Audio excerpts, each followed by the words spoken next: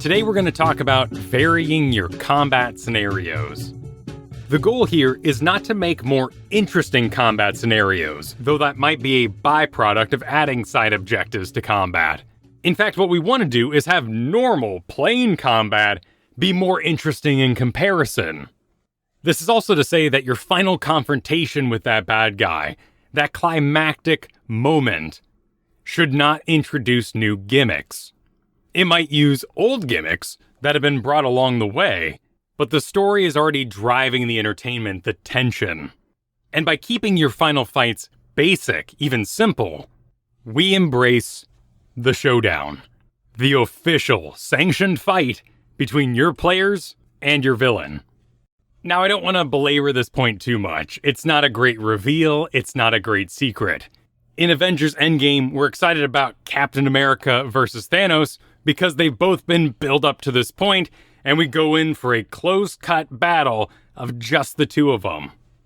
But in video gaming, particularly MMOs, which are great resources to pull inspiration from for D&D, we call this kind of fight a tank and spank. We demean it. Oh, how easy, thank goodness. And we go even further and call the stuff before that tank and spank boss trash. Oh, that dungeon? It's poorly designed. The devs were lazy. It's nothing but trash and then a tank and spank boss. You know what else fits that mold?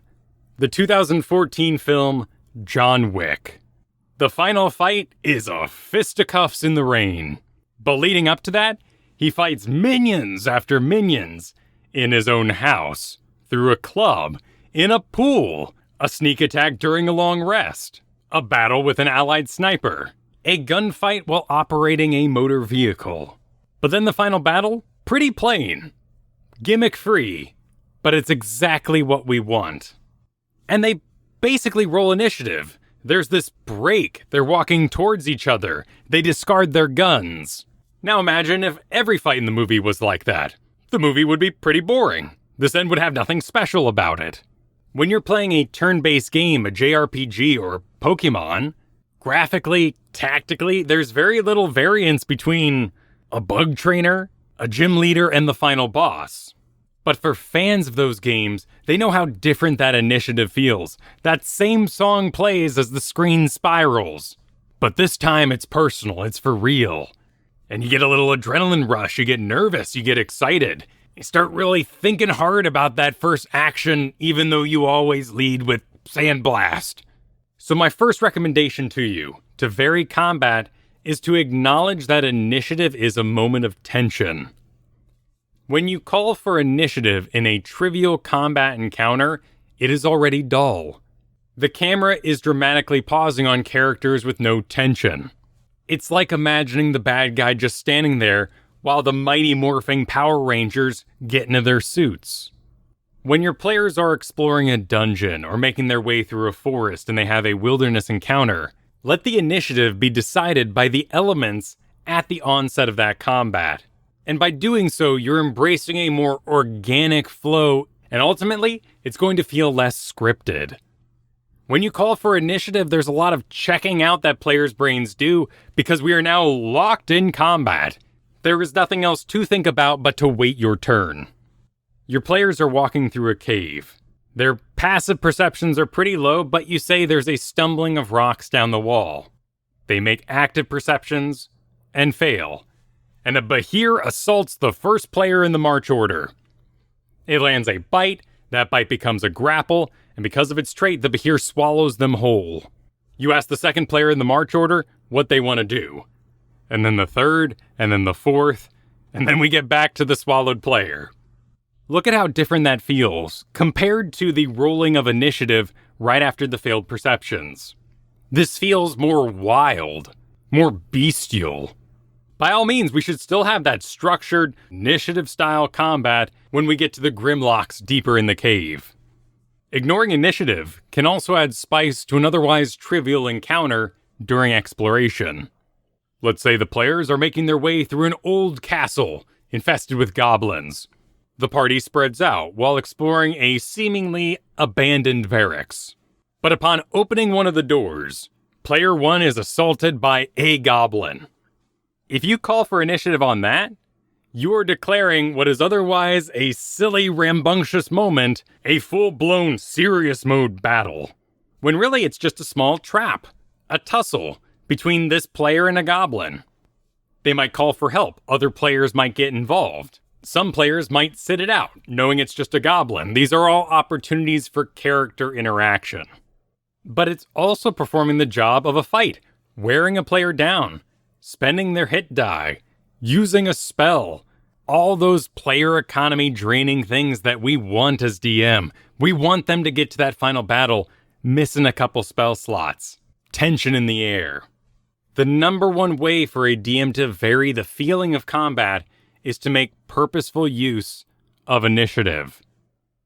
But we can also vary it further by playing with that action economy. And by this I mean the action, bonus action, and movement that all players have.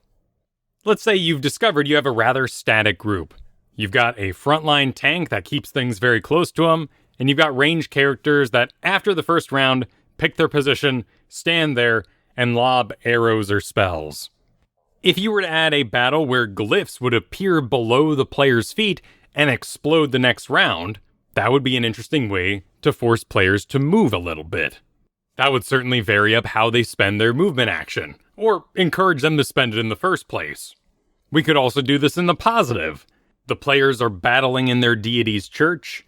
Each round, glyphs appear on the ground, and if they can get inside for their attack, they deal bonus damage. Radiant, why not? You could take that idea further. The monster can only be killed if it is slain while inside a certain zone. The players have to push and grapple the monster onto the glyph before delivering the final blow. That's an interesting scenario, but now we're thinking about our particular players. Do they enjoy grappling? Do they have abilities that push or pull targets? Will they have to spend their valuable action to perform that gimmick in your battle? For the most part, gimmicks that require actions are bad gimmicks. And likewise, gimmicks that require nothing from the action economy are bad gimmicks as well. To steal from World of Warcraft the Lady Vosh fight, your players have to throw a ball to each other. While holding the ball, they can take no other actions, and they cannot move. Bad gimmick. Their turns are lame. Throwing a ball. Likewise, it might seem cool or cinematic if your players have to operate a vehicle with their action, or climb up inside a turret to fire the weapon. But to the player, it feels like no choice was made. And same goes for free actions. You're having a big, wacky fight with a bunch of kobolds in a room full of traps. If the players can, as a free action, hit the button on the wall and activate a nearby trap, no choice was made. We didn't make them strategically think about their action economy. But we changed that to a lever that requires the bonus action. Well, now maybe they don't get to hex or use their rage feature. They have to choose what they're going to do with their turn. And when the choices start flowing, that's where things get good. Because the simple thing is to design punishment and restrictions. It's way more difficult to design choices. You have a mind flayer that mind blasts and delivers a stun. Pretty binary. But what if you gave players a choice? They could still take their action, but they would receive psychic damage. What if instead of being immobilized or restrained by entangling thorns, they could choose to move, but take damage for each square they move? What if we did the glyph explosion idea in one room, the entangling roots in another, and then had a battle with both? And as the campaign or adventure goes on, we can compound these choices.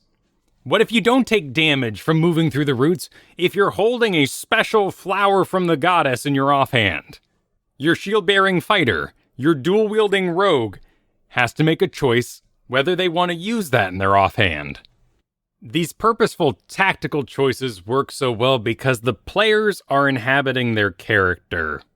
There are a lot of other gimmicks we can add to battles, but players aren't necessarily tacticians. And sometimes players are great tacticians, but their characters aren't. This is perhaps best highlighted when an experienced group of players fight their first vampire, and they have to pretend they don't know about sunlight hypersensitivity. But there are also things that work well in video games that can fall flat in D&D because we can't restart the level. And not every person who enjoys D&D thinks like a video gamer. If you wanted to introduce the tactical idea that there is a bunch of minions and a healer in the back, that they should kill the healer first, how many rounds does it take for them to figure that out?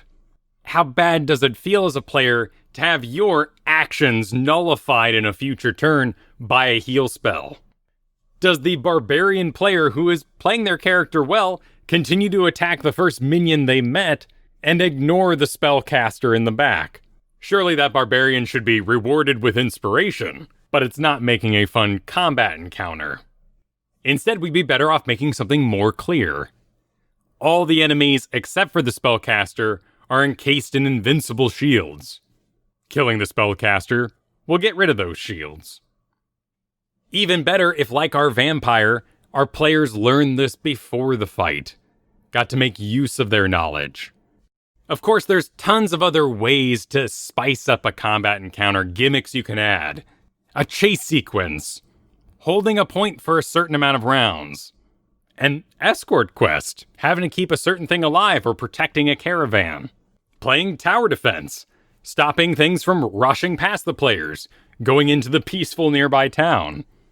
Or doing something extreme like making heal spells the only way you kill an undead boss. Or fighting in a dream realm, where all weapon attacks are based on charisma, and the bonus damage is taken from the charisma score. However you go about varying or enhancing your combat encounters, bring it back down to a straight, normal initiative fight every 5 combats or so.